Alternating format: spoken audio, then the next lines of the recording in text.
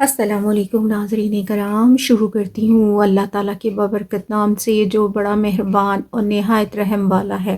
جب حضور صلی اللہ علیہ وآلہ وسلم نے لوگوں کو تبلیغ دی تو لوگ کسی فوری فیصلے پر نہیں پہنچے، وہ گھروں کو لوٹے۔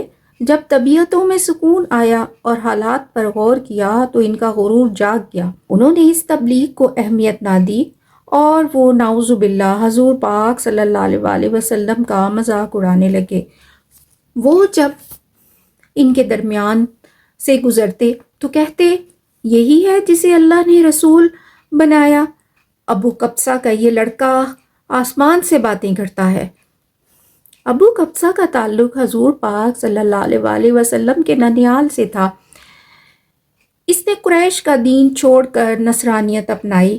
اس لیے جب حضور صلی اللہ علیہ وآلہ وسلم نے دین اسلام کا پرچار کیا تو یہ لوگ طعنہ زنی کی نیت سے آپ صلی اللہ علیہ وآلہ وسلم کو اس کی طرف منسوب کرتے، لیکن آپ صلی اللہ علیہ وآلہ وسلم متواتر مجمعوں اور محفلوں میں تبلیغ کرتے رہے۔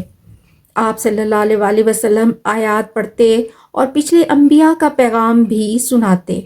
آپ صلی اللہ علیہ وآلہ وسلم فرماتے، اے میری قوم کے لوگو، اللہ کی عبادت کرو، اس کے سوا کوئی تمہارا معبود نہیں۔ آپ صلی اللہ علیہ وآلہ وسلم نے اب کھلم کھلا عبادت بھی شروع کر دی۔ آپ صلی اللہ علیہ وسلم دن میں صحن کعبہ میں سب کے سامنے نماز پڑھتے۔ اللہ کا کرنا ایسا ہوا کہ آپ صلی اللہ علیہ وآلہ وسلم کی تبلیغ کامیاب ہوتی گئی اور بہت سے لوگ ایک ایک کر کے مسلمان ہوتے گئے، مگر جو لوگ مسلمان ہوتے ان کے گھر والوں اور کنبے والوں کے درمیان دوریاں بھی پیدا ہونے لگیں۔ ان تمام حالات سے قریش بہت تشویش میں مبتلا ہو رہے تھے کہ حج کا زمانہ آ گیا ہے اور وہ سخت پریشان تھے۔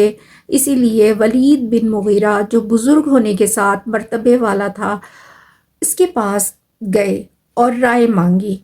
اس نے کہا کہ حج کا زمانہ آیا ہے، لوگ ہر طرف سے آئیں گے، بہت سے لوگ ان کے بارے میں جان چکے ہیں، اس لیے آپس میں ایک بات طے کر لو اور اس پر اتفاق کرو